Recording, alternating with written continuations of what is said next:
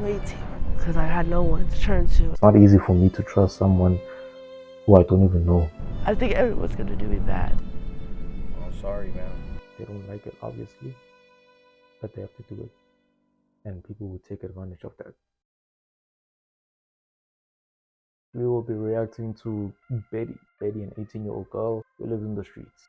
That was one of the sad videos, but let's watch. Wow.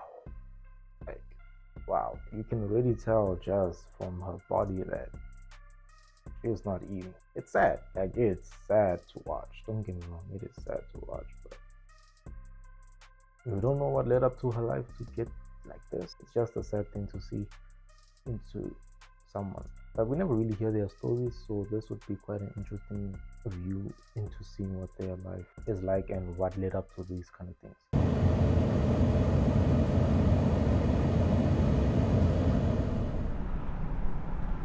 All right, so what's your name? My name's Betty. Betty? Yeah. Betty, how old are you? I'm 18. 18? Yeah. What's your situation? I'm homeless with no family. I was a DCS kid. Don't have nobody to turn to. So you don't have any family out here? I don't. Or just at all? I'm pretty sure I do have family somewhere, but I guess at DCS, I grew up there and left, so I never knew my family really. I did meet them a couple times, but they never stayed consistent in my life. So I don't have any out here. At what age did you end up in the system? Well, I was kind of bored into the system. I went back with my mom when I was little, and I turned 6, and I left back to the system because of an abusive situation with her.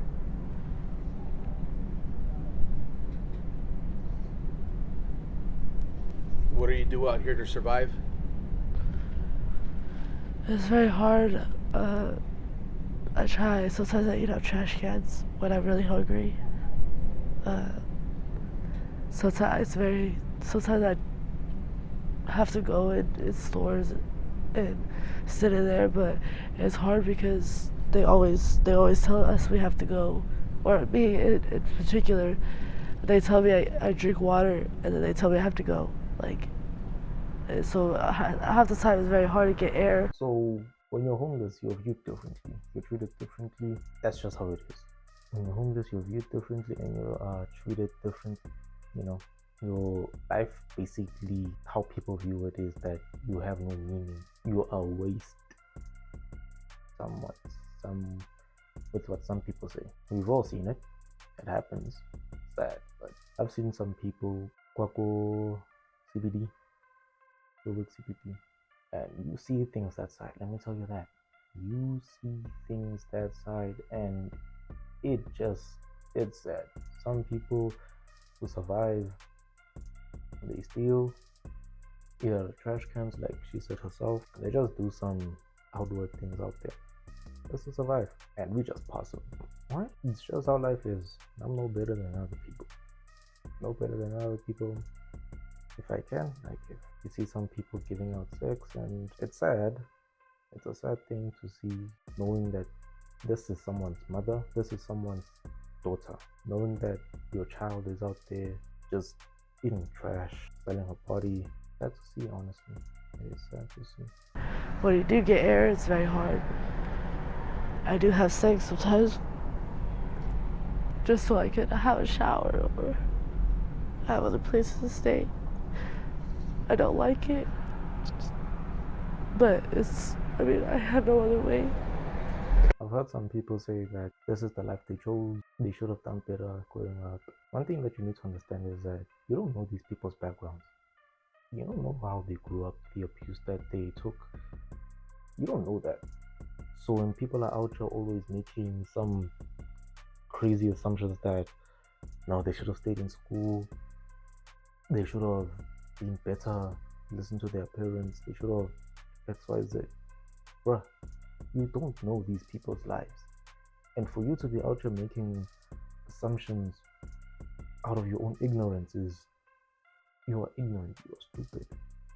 So there are those few cases where Some people are in an amazing family, beautiful family, and they chose to live this life.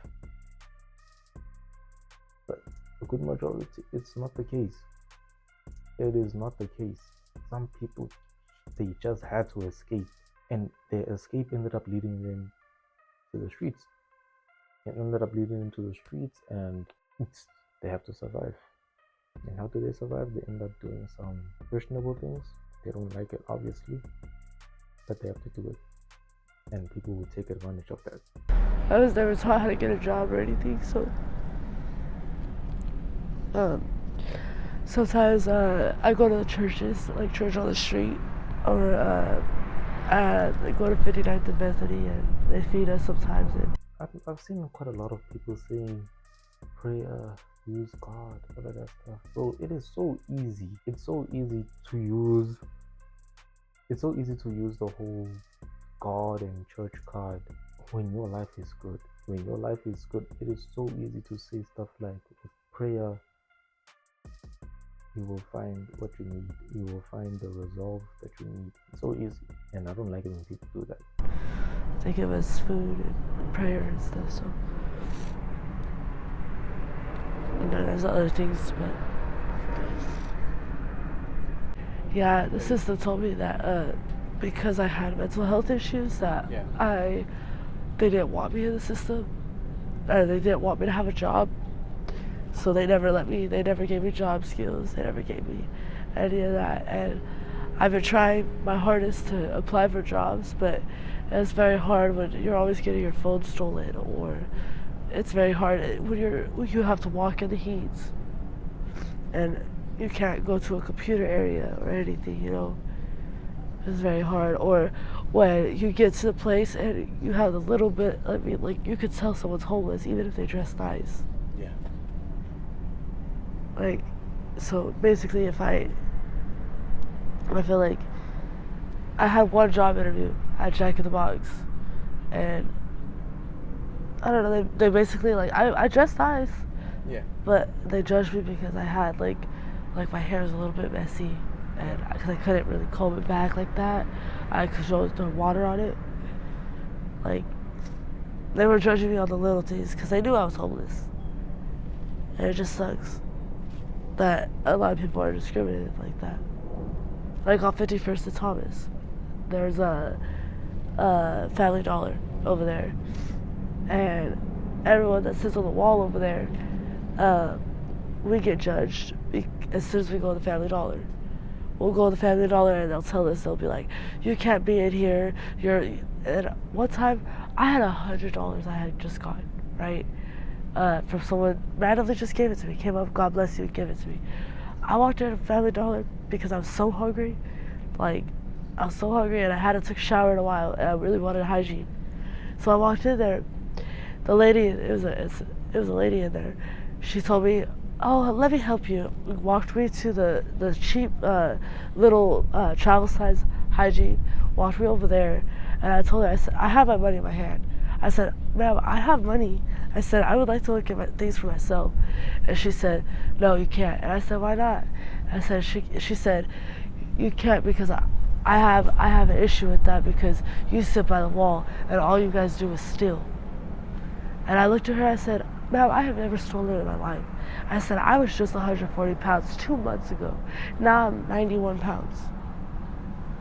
Being 2 months, because I cannot steal food. I can't steal in general. Homeless people, one of the biggest discriminations that they face is theft.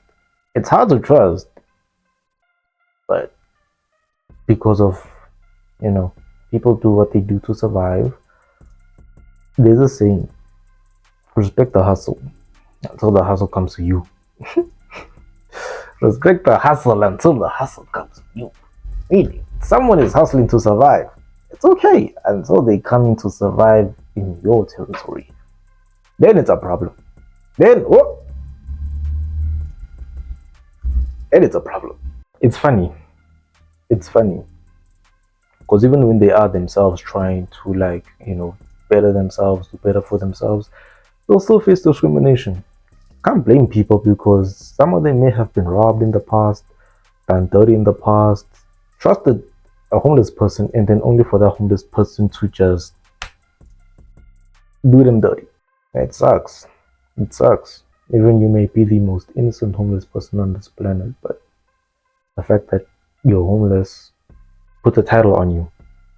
Puts a title on you on with so many factors like theft. You could be a killer. You could be so many things are placed on you just because you're homeless, even when you're not. Sad to see. And she said, well, if you have an issue, you could go.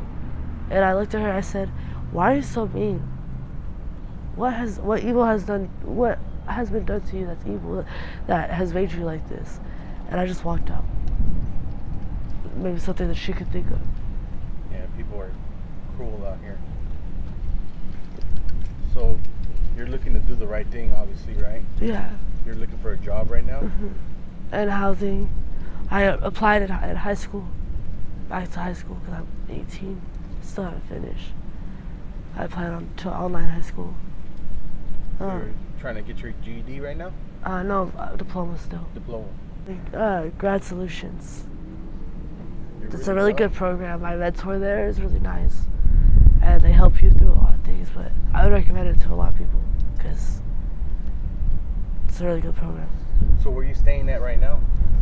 Right now, I stay in a few different parks, or I stay like around. Right now, I'm near Glendale area. There's You 4 don't stay parks. at a shelter? Yeah. I don't stay at a You just shelter. stay in random All the places? streets. Yeah. Yeah. I have a friend that I just met, the place I told you. She's letting me stay in her apartment every once in a while, which I really thank her. Because I had no one to turn to, and all of a sudden, someone I thought was actually really mean comes to me and takes me to her apartment, which is something I wouldn't ever think that would happen. Yeah. It's just very hard because like I can't even trust someone that's positive, like because I'm so traumatized. Yeah. I think someone saying, do you want to make some money, when they mean a positive way, I think that there's no good men in the world.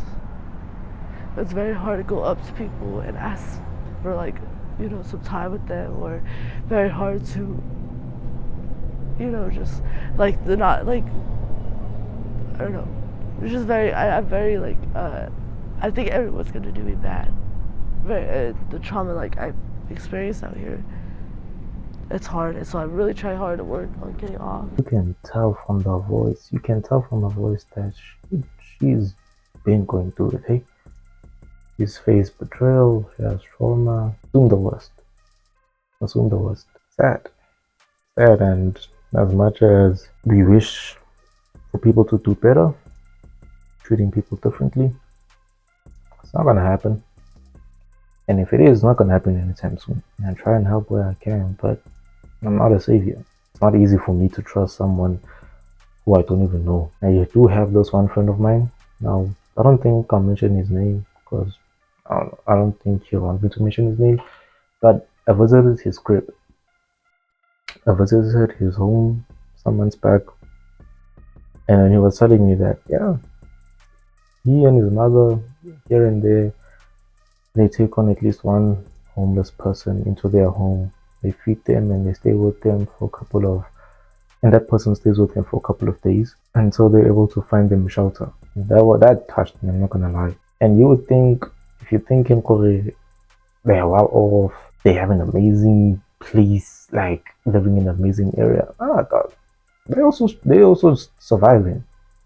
They are also surviving on their own, trying to make ends meet, and yet they're still able to feel another mouth, someone that they don't know. And they do this on a basis. I don't think on a regular basis, but they do it. I wish there were more people like that. Sometimes they would go to people, and all they would ask for is, here's food. Just don't terrorize the people. We are giving you food. Yeah, we are giving you food. Just don't terrorize the people. And that's all they ask for. And they give them the food. And it's touching. But there's a lot of things that I have as a PTSD that, well, I don't want to be in a detox. I don't want to be around a lot of people, so I'm trying to get my own apartment. Which right now there's an apartment going for $765 for a 1 bedroom. Are you on any sort of like disability, like, or Social Security? I have SMI, but I don't get a check for it. You don't? Why not? I don't know. They said I have to get my own house and all that, like be stable before I apply for I it. think you should be able to qualify, especially if you're out here homeless on the streets. Like, Yeah, and I have should food be stamps. priority. Yeah, I have food stamps too. So That's good. Do you have any siblings, any cousins, anything like that? That you know? pretty sure I do. Yeah. Like, I think I have 2 sisters and 1 brother. have you ever gotten in contact with them? Not really, no. No. I've talked to them, but they're more of like my brother's a college professor, and my 2 sisters are doing their own thing. My sister Pharisee, she's doing something with art, and Daisha, she's doing whatever she's doing. So Yeah.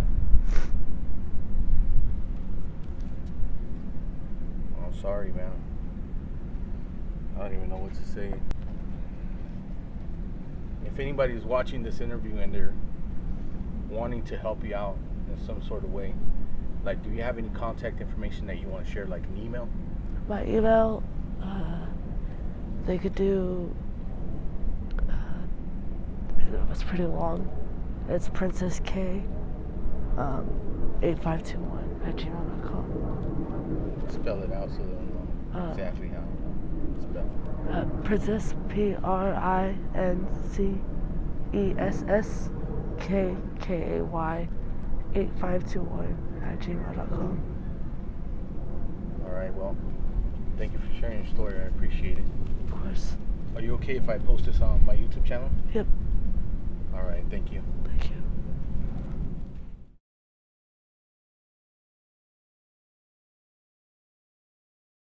It looks like you got her food afterwards. Sad to see, man. Sad to see.